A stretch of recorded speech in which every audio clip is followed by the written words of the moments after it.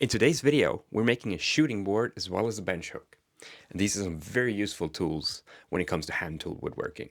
I would go as far as saying a shooting board is a required tool to have for hand-tooled woodworking if you want precision joinery. Now, I'm making these pretty simple and I'm figuring things out as I go.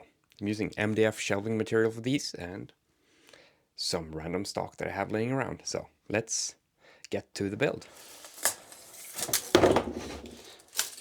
There we go. Let's see. Yeah, no, that's gonna be fine. So I'm gonna make it 60 centimeters long. I'm gonna cut an extra strip that goes as a hook. And for the bench hook for sawing, like, am I gonna have a hook over there? Because I'm primarily gonna be using it with Japanese hand saws. Still be like this, but it like hooks over there and just comes long enough to end over here. So yeah, let's do that. So let's cut those and I'll be back. I also have these 1/4-inch pieces that I'm thinking are going to be the bottom. For example, with the shooting board, it's very good to have something for the plane to ride on. Some extras to add to the bottom to as hooks. But yeah, let's see if we can get this glued up. Glue. Vad gör du?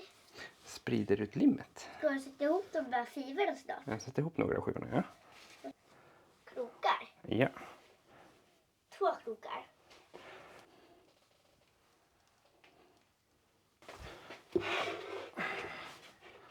Oh. Nice.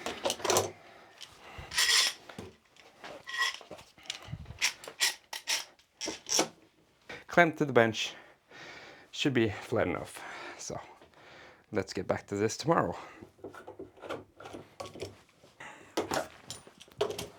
Let's see. They're not glued to each other. That's good. Is this? No, this one is crooked. So yeah, both of these had turned out slightly crooked during the glue up. For the bench hook, it's not that big of a deal, but for the shooting board, let's say we'll get back to that. So we're briefly in the barn again, but this one sticks out more than it needs to be. So I'm just gonna run this on a table saw and narrow it down. Now when it comes to this other one, I didn't take care aligning it when I glued it up. These extra overhangs on this sides here is just for protection for your bench, so you don't put saw marks in your bench. But it's bugging me a bit, so I'm gonna cut these parallel to these and evenly sized on both sides.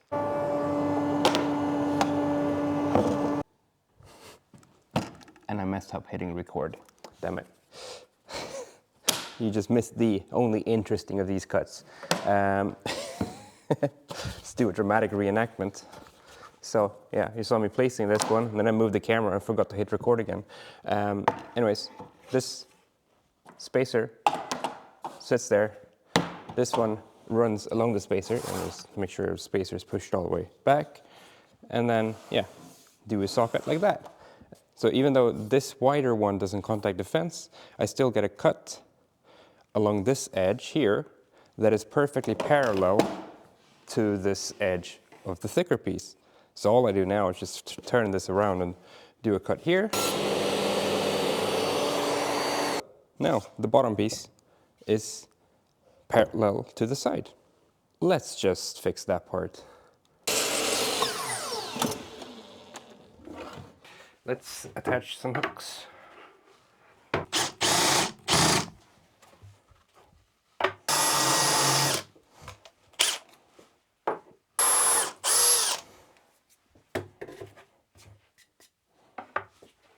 Always pre-drill MDF.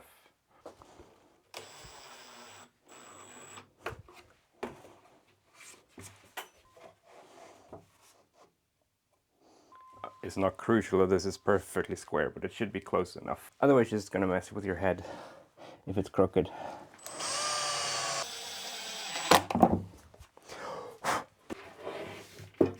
attached. I'm gonna hold off on gluing this. I don't know if I actually need to, so I'm not gonna do that for now. We need some kind of a fence at this end, and this one is almost ready. I have some glue squeezed out here in the corner, but let's get the hook attached to the other one as well.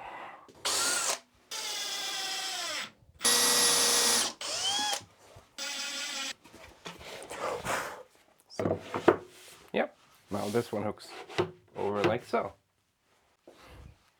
So the fence. I have this weird offcut of white oak. It's got some cracks and stuff in it on this side. You can just rip it down, continue this line.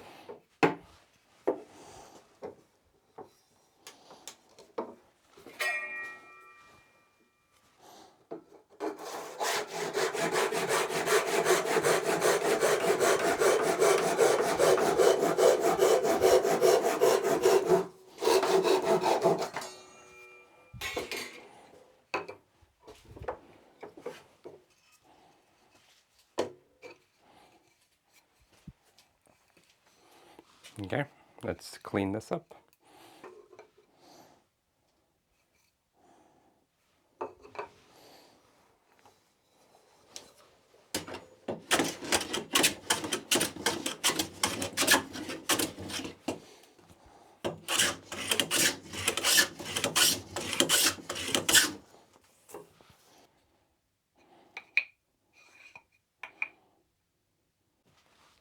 Now, this isn't perfectly square or parallel. Two sides are pretty much dead on parallel, but the other two are not.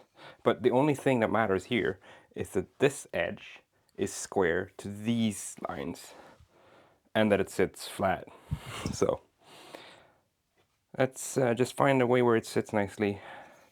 And that's the back. Yeah, I think that works. So let's chamfer these two sides.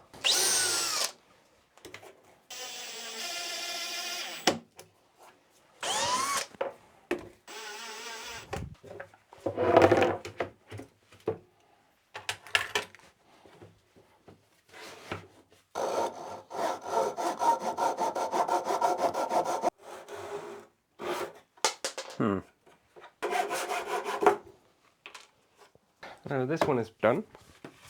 Let's get the fence for this one. For that one, I got this piece of this offcut from ash that's left over from making this workbench. So figured that'd make a good fence. So let's cut this down and plane it to size. And this is the first time using the bench hook, sawing this piece. Now this video is not a hand tool stock preparation video, so I'm just showing a very abbreviated version of it here.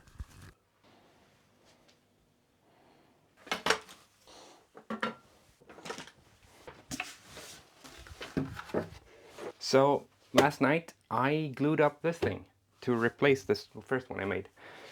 This one is crowned a bit, I guess it's called. It's not too much up here, and I can fix that with some sanding, and even with a hand plane set lightly you can actually hand plane MDF. But turns out I didn't consider this side part where the plane rides, and that one's also leaning away. So even if I got this flat, this is not parallel to this surface.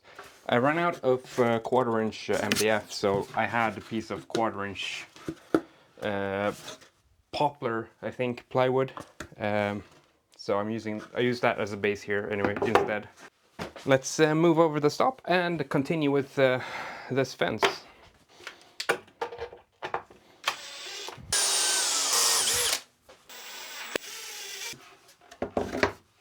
Now with this fresh glue up, I managed to avoid most of the squeeze out here, but I've got a tiny bit at the very end.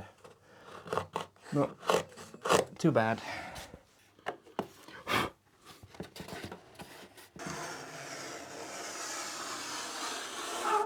Yeah.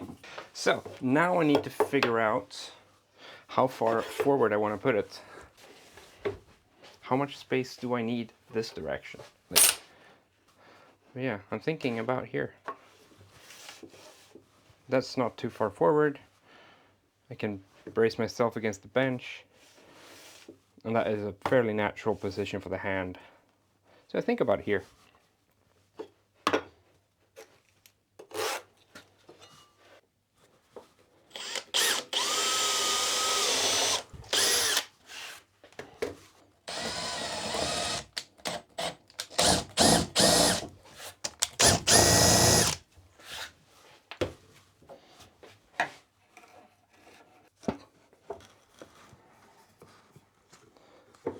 I'm trying to align this fence to be just a hair proud of the MDF. Not too much, because then it's going to be annoying to plane flush, but not past the edge. Because I want it to be exactly flush once it's planed down.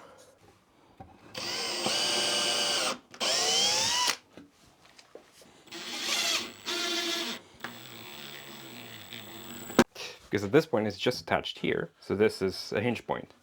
So now I can adjust it so it's perfectly square to this edge.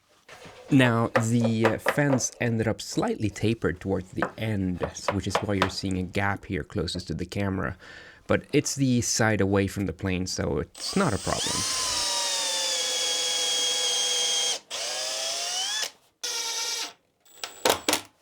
That is good. Yep, that is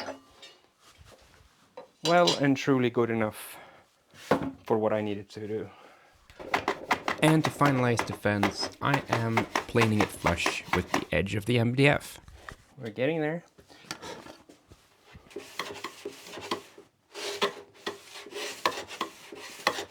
Yes, and this is also slightly biting into the edge of the MDF here.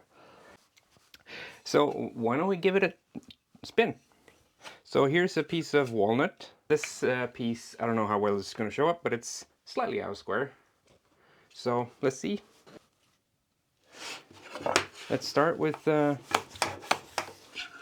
chamfering the back edge a bit so it doesn't tear out. I'm going to try not to block your view too much.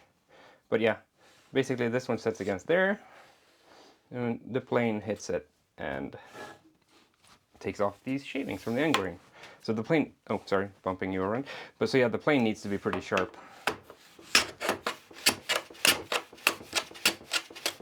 Let's see how we did. If I can find my square. Huh, interesting. It's kind of dipping in the middle. I don't know if it's going to show up in the camera, but not sure what that does. Maybe it's, yeah. It also helps if the reference edge is straight, I guess.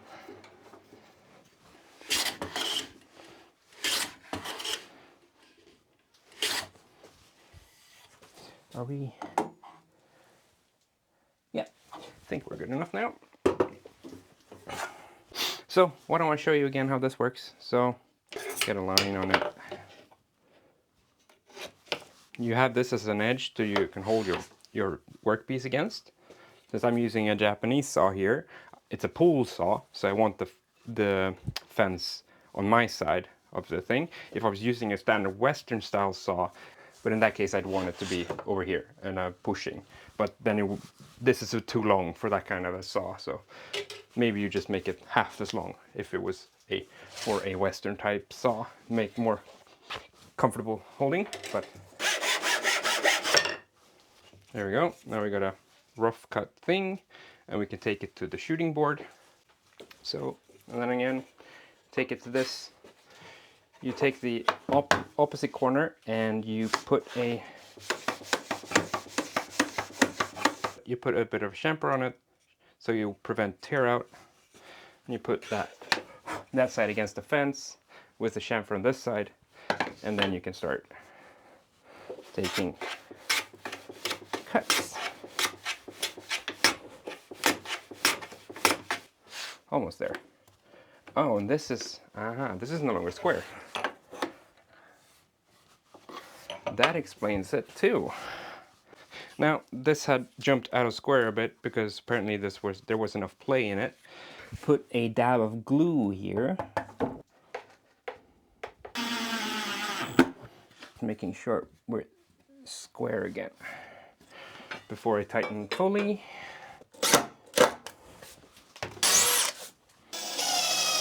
There we go. And make sure we didn't mess this thing up, and we're good.